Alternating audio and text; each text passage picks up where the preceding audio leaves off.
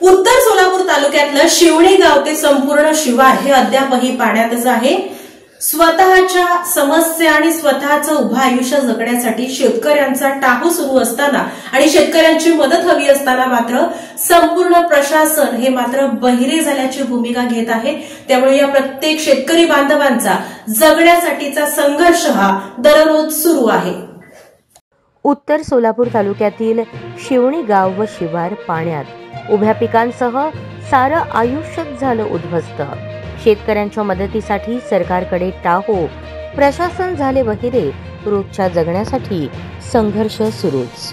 सोलापूर जिल्ह्यात 22 सप्टेंबर पासून सुरू झालेल्या पावसाने सलग 10 दिवस रेकॉर्ड ब्रेक हजेरी लावून सगळंच पाण्याखाली घातलं। घरादारासह जनावरांचे गोठे, वाड्या वस्त्या पाण्यात गेल्या, लाईटचे पोल पडले, रस्ते उखडले गेले, हातातोंडाशी आलेला घास, काढणीस आलेले उडीद, सोयाबीन यांसारखी पिके सडून गेली। फळबागा, ऊस, कांदा यांसारखी नगदी पिके देखील वाया गेली। दुभती जनावरे साथीच्या रोगाने हैराण झाली। चोहीकडे पाणीच पाणी, यातून दळणवळण देखील बंद झाले। जनजीवन विस्कळीत झाल्याने शेतकरी हैराण झाले। अशी स्थिती सोलापूर जिल्ह्यातील 50% भागात होती। विशेष करून धरण व नदीकाठच्या गावांना अक्षरशः जेरीस आणले। तसेच उत्तर सोलापूर तालुक्यातील शिवणी हे गाव अतिवृष्टीच्या भक्ष्यस्थानी सापडले। या गावात शेती, दुभती जनावरे यावर 95% लोक अवलंबून आहेत। या गावात पाणी शिरले आणि सगळे जीवन चक्रच थांबले। अनेक पिके सडून गेली। गावातून 2500 ते 3000 लिटर दूध उत्पादन होते, परंतु अतिवृष्टीमुळे दळणवळण बंद झाले। त्यामुळे दूध अक्षरशः पाण्यात ओतावे लागले। सगळा संसार उद्ध्वस्त होत असल्याचे पाहताना अनेकांचा बांध फुटला। डबडबलेले व पाणावलेले डोळे त्या पुराच्या पाण्यात बुडाले।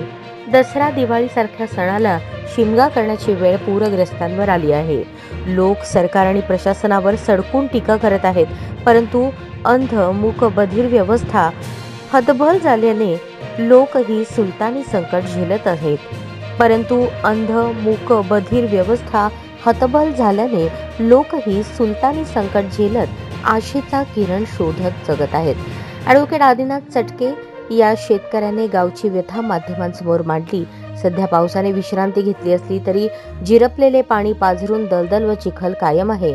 त्यामुळे रोजचा संघर्ष सुरूच आहे। मी अंकुश त्र्यंबक पवार, शिवणी गाव, तालुका उत्तर सोलापूर, जिल्हा सोलापूरमधून बोलतोय। आमच्या इकडे पूर परिस्थिती अशी झाली आहे की जवळजवळ आमच्या पिढ्यानपिढ्या केव्हा इथं पाणी वर आलं नव्हतं। लोकांचं आतोनात नुकसान झाले। खायला धान्य नाही, जनावराला चारा राहायला, घरातला संसार पाक भिजलेला आहे।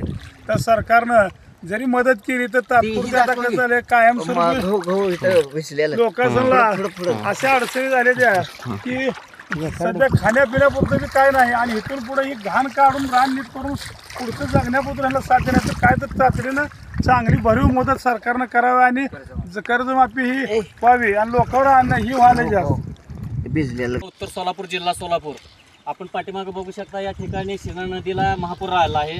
महापूर 22/9/2025 रोजी महापूर आला आहे। तो आज तागायत आहे। पाणी सतत वाढतच आहे। आपण हे डांबरी रोड इकडं बघू शकता। हा तिरी रोडला डांबरी रोड जाते। ह्याचा संपर्क तुटून जवळजवळ 5 ते 6 दिवस झालेला आहे। या ठिकाणी मोठ्या प्रमाणात पूर्ण गावची घरं आमची पाण्यात आहेत। लिंटल लेवलला पाणी आहे। पूर्ण माल, कपडे, कागदपत्र, शाळेचे दप्तर पूर्ण सडून चाललं आहे अक्षरशः। कारण 7 ते 8 दिवस झालं घरामध्ये पाणी आहे। भयंकर प्रमाणात आतापर्यंत इतिहासात जुनी लोक सांगतात की पाणी एवढं कधीच आलं नाही या ठिकाणी। आम्ही या गावात दररोजचं दूध 2 ते 2.5 लिटर दूध आहे। गावात 3 दूध डेअरी आहेत, पण गावाचा संपर्क आज 8 दिवस झालं तुटल्यामुळं शेतकऱ्यांना दूध पाण्यात ओतण्याची पाळी येत आहे। ती साधनं पूर्ण बंद झाल्यामुळं दूध पाण्यात टाकण्याची वेळ आमच्यावर येत आहे। खाऊन दूध किती खाणार आहे आम्ही? 2-2.5 लिटर दूध आहे, तरी 90% गाव स्थलांतर झालं आहे। आपलं वळसंगर शाळा तिरे येथे पूर्ण गावातली लोक जनावरं तिकडे घेऊन झाले आहेत।